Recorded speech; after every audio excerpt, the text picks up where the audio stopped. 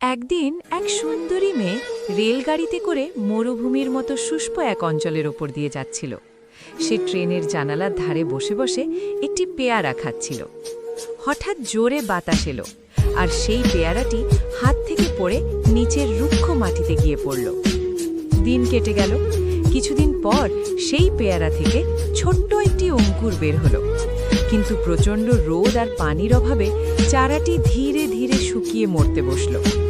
একদিন একটি বাঘের ছানা সেখানে এসে চারাটিকে দেখতে পেল।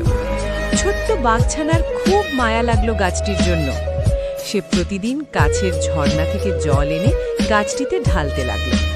গাছটির নিচে বসে সে পাহারা দিত, যেন কেউ ক্ষতি না করে। ট্রেনে করে যাওয়া মানুষজন দূর থেকে বাঘছানাটিকে দেখে অবাক হয়ে তাকিয়ে থাকত। কেউ ভয় পেত, কেউ আবার আশ্চর্য হতো তার ভালোবাসা দেখে। দিন যেতে যেতে পেয়ারা গাছটি বড় হয়ে উঠল। একসময় গাছে অনেক অনেক পেয়ারা ধরল।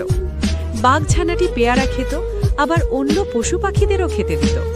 পাখি, হরিণ সবাই এসে গাছটির নিচে সবাই একসাথে বসে থাকত। গাছটি হয়ে উঠল সবার আশ্রয়, সবার ভালোবাসার জায়গা। কিন্তু একদিন হঠাৎ ভয়ঙ্কর ঝড় এলো। প্রচণ্ড বাতাসে পেয়ারা গাছটি ভেঙে মাটিতে পড়ে গেল। বাঘছানাটি ছুটে এলো। ভাঙা গাছ দেখে সে কান্নায় ভেঙে পড়ল। চোখের জল পড়তে পড়তে সে বলল, কেউ আমাকে লাইক, ফলো, সাবস্ক্রাইব করে না।